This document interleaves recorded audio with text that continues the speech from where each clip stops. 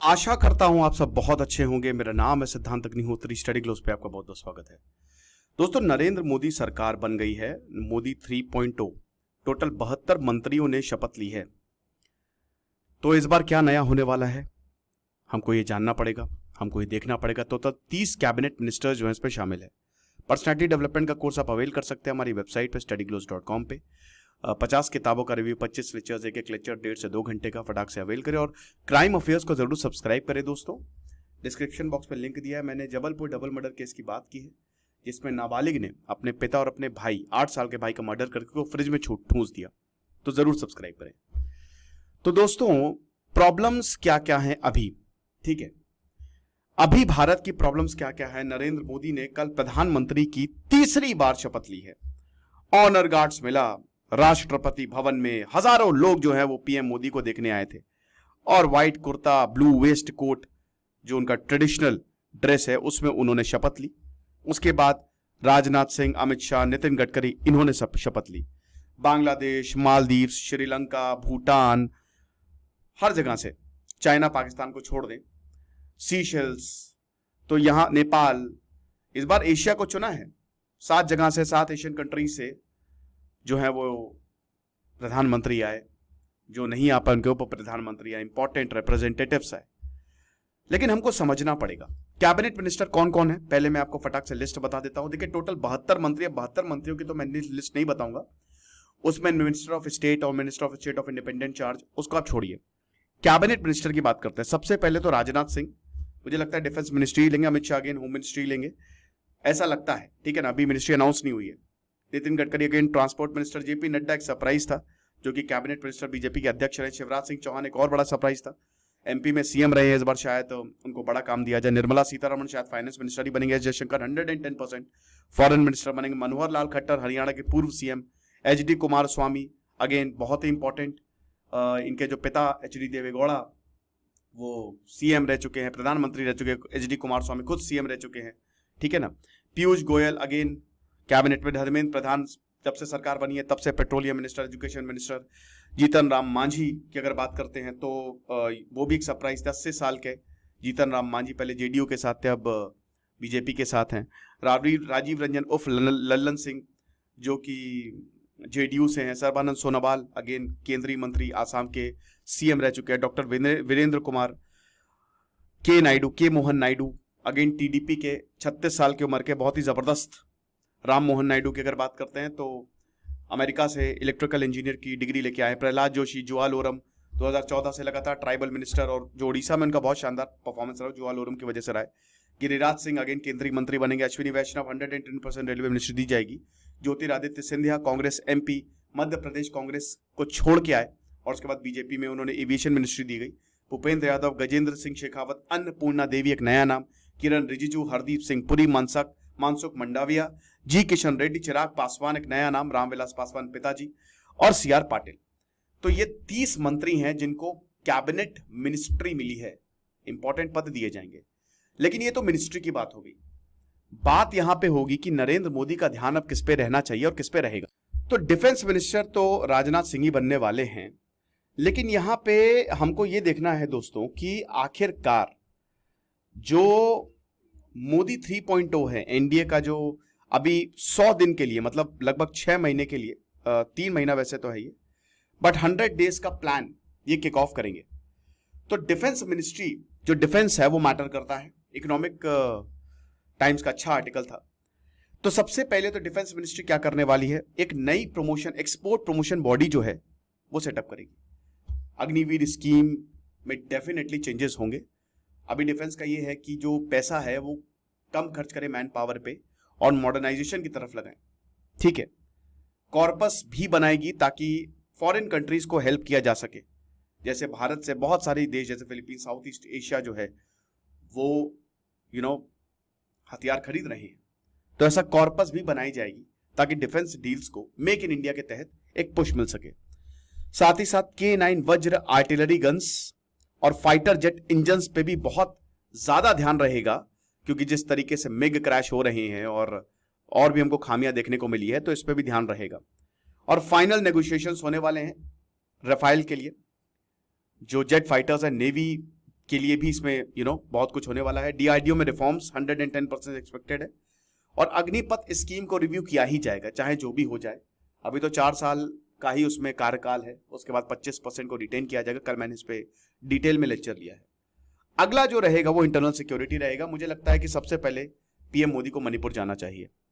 कल भी वहां पे हिंसा हुई, 75 घरों को जला दिया गया, 2 पुलिस आउटपोस्ट को जला दिया गया। तो पीएम मोदी को अब देर नहीं करनी चाहिए, तुरंत उनको मणिपुर के लिए निकलना चाहिए, ठीक है ना। जम्मू कश्मीर में असेंबली इलेक्शन की डेडलाइन 30 सितंबर सुप्रीम कोर्ट ने, जब सुप्रीम कोर्ट में मामला गया था कि 370 वैलिड है कि नहीं है, तो 370 ने बोला कि ये इनवैलिड है और बिल्कुल सही किया सरकार ने, लेकिन अब असेंबली इलेक्शन करवाया और 30 सितंबर की डेडलाइन दी है। तो ये भी एक बहुत बड़ा इशू रहेगा, राइट। और जैसा कि हमने बताया कि मणिपुर तो रहेगा ही रहेगा, इंटरनल सिक्योरिटी में भी ये 2 बहुत बड़े मुद्दे हैं। देन उसके बाद ईज ऑफ लिविंग, गवर्नेंस पे अगर फोकस किया जाए तो ईज ऑफ लिविंग पे बहुत ज्यादा फोकस रहने वाला है। जो सेंट्रलाइज्ड पब्लिक ग्रीवियंस रिड्रेसल है, बहुत लोगों को जो कंप्लेन होती है वो यहाँ पे दर्ज करा है और उसकी इफेक्टिव मॉनिटरिंग एक लोकपाल की तरह, ठीक है, ताकि उसको जो भी प्रॉब्लम्स है उसको डिस्पोज ऑफ भी किया जा सके। पेंशन रूल्स, एक यूनिफॉर्म पेंशन रूल्स हर जगह, मतलब कोई भी सरकारी विभाग में क्यों ना हो, अभी तो अलग अलग है, लेकिन एक यूनिफॉर्म पेंशन रूल्स हो डिफेंस को छोड़ के, ठीक है ना। क्योंकि देखिए पेंशन में रेड टेपिज्म बहुत, ये कागज दिखाओ वो कागज दिखाओ, अलग अलग जगह पे होता है। कहीं पे पेंशन आपको आसानी से मिल जाएगी, कहीं पे बहुत ज्यादा घिसना पड़ता है, अपने पैर घिसने पड़ते हैं। तो रेप टेपिज्म क्या होता है कि ब्यूरोक्रेट्स का हद से ज्यादा दखल यहां पे होता है। कागज का देश है भैया भारत। ई ऑफिस जो है ये बहुत बढ़िया है कि अब सब कुछ भैया घर आने की जरूरत नहीं है, सब आप घर बैठे ही कर लो। तो ई ऑफिस सब ऑर्डिनेट और ऑटोनॉमस ऑर्गेनाइजेशन के लिए ये प्लान में है। एंड टू एंड डिजिटाइजेशन, सरकारी सर्विसेज की बात है कि भाई सरकारी सर्विसेज को डिजिटाइज कर दो। मुझे लगता है सबसे जरूरी है ना अगर किसी की डिजिटाइजेशन, तो वो है वोटिंग की। आप कुछ भी करके अगर आप वोट इलेक्ट्रॉनिकली करवा सकते हो ना, वो करवा दो। मिशन कर्म योगी जो है वो सिविल सर्वेंट्स के लिए लॉन्च किया जाएगा, ठीक है, ताकि जो सिटीजन्स हैं उनके लिए और भी इंपॉर्टेंट रहे। फॉरेन पॉलिसी बहुत अच्छी रही अभी तक पीएम मोदी की। G7 SCO ब्रिक्स समिट हुई है यहाँ पे, अभी और भी G20 BIMSTEC Asian east Asia summit भी, आसियान ईस्ट एशिया समिट भी ये अटेंड करने वाले हैं। यूरोपियन यूनियन से जो फ्री ट्रेड एग्रीमेंट है उस पर बात होगी और मोस्ट प्रोबेबली वो फाइनलाइज भी हो जाएगा।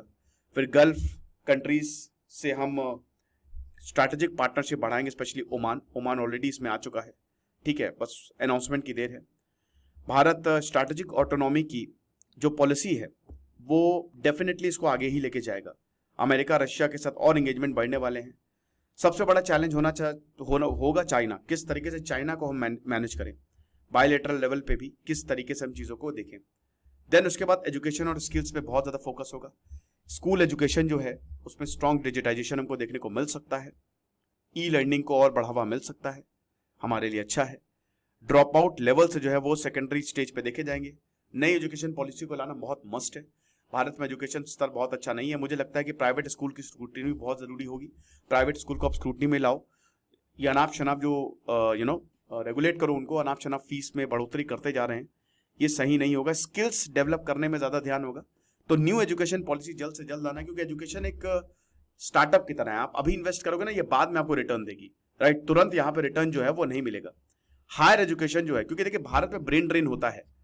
अब आप ये समझिए कि यहाँ व्हाट हैपेंस इन इंडिया, कि यहाँ की क्रीम जो है बाहर चली जाती है। जैसे GCC की मैंने बात की थी, ग्लोबल कैपेबिलिटी सेंटर, वो भारत है। भारत में सारे जितने भी कैपेबल लोग हैं भारत है। You will be surprised to know कि दुनिया की, अमेरिका की टॉप टेक कंपनीज में आधे से ज्यादा भारतीय हैं। डिस्क्लोज नहीं करते हैं। एक्सेंचर ने अपना डेटा डिस्क्लोज किया था कि 7.5 लाख में से 4 लाख तो भारतीय काम करते हैं। तो इंडियन सर्विस सेक्टर में कमाल का काम कर रहे हैं। देन एग्रीकल्चर, भाई इस बार किसान आंदोलन ना हो तो राष्ट्रीय किसान विकास योजना जो है वो होना पड़ेगा। देखिए मुझे लगता है ना कि संवाद बढ़ाना पड़ेगा। देखिए ट्रस्ट का ब्रीच हुआ है यहाँ पे पीएम मोदी और किसानों के बीच में। अगर ट्रस्ट होगा, देखिए ऐसा नहीं किसान लॉ खराब थे, बहुत सारी चीजें किसान लॉ में बहुत बढ़िया थी जो फार्म लॉस थे, लेकिन ट्रस्ट का ब्रीच था। किसान भरोसा ही नहीं करते और अभी भी नहीं कर रहे हैं। हमको एग्रीकल्चर में भी टफ डिसीजंस लेने पड़ेंगे। भाई ग्राउंड वाटर नीचे जाता जा रहा है, हम वही MSP राइस और वीट पे लगे हुए हैं, तो हमको समझना पड़ेगा। तो सबसे बड़ी एग्रीकल्चर में अगर बात करूं ना, तो एक तो digitization will be very important. दूसरा, किस तरीके से एग्रीकल्चर को हम एफिशिएंट बना सकते हैं, ज्यादा से ज्यादा लोगों को रिटर्न मिले। तीसरा, सबसे इंपॉर्टेंट, संवाद बहुत ज्यादा जरूरी है किसानों के साथ। अगर यही पीएम मोदी जो है संयुक्त किसान मोर्चा, राकेश टिकैत, सबको बुला के मीटिंग करे ना, कमाल हो जाएगा। पंचायती राज मिनिस्ट्री की बात करें तो 10 मीटर रूफ, पीएम सूर्य घर मुफ्त बिजली योजना के तहत जो है वो परमानेंट हाउस देने की बात यहां पे चल रही है, राइट।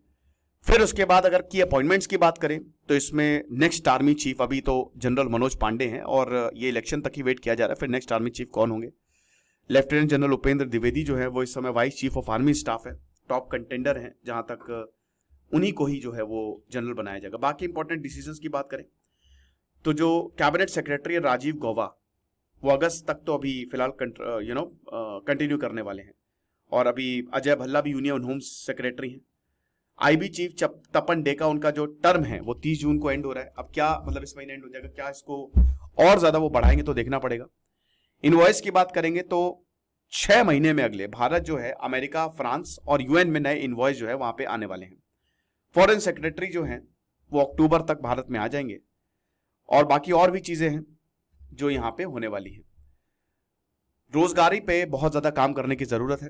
बेरोजगारी एक दिक्कत है, बहुत बड़ी प्रॉब्लम है सरकार के लिए, तो भारत में एम्प्लॉयमेंट की जरूरत है। तो जो ये वाला टर्म हो वो डेवलपमेंट पे, और उनको डेवलपमेंट पे ही फोकस करना पड़ेगा, रोजगार पे फोकस करना पड़ेगा। क्लाइमेट चेंज सबसे बड़ी प्रॉब्लम, उसको एड्रेस करिए। गर्मी बहुत ज्यादा हो रही है, बारिश होती है तो शहरों में पानी भर जाता है, तो कहीं ना कहीं आपको यह भी देखना पड़ेगा कि जो घर है, मतलब जो शहर है वो सेफ रहे, पहाड़ों में बहुत ज्यादा अर्बनाइजेशन ना हो, पहाड़ों को बहुत ज्यादा काटा ना जाए। सस्टेनेबल डेवलपमेंट में चलेंगे तो बहुत अच्छे से रहेंगे। इस पर किसी का ध्यान नहीं जा रहा है, लेकिन ये क्राइसिस जो है क्लाइमेट चेंज वाली, ये सर उठा चुकी है, तो यहां पे सरकार को ध्यान देने की जरूरत है। ठीक है, पानी पे ध्यान देने की जरूरत है, वाटर पे ध्यान देने की जरूरत है, that will be also very important. Skills पे बहुत ज्यादा ध्यान देने की जरूरत है।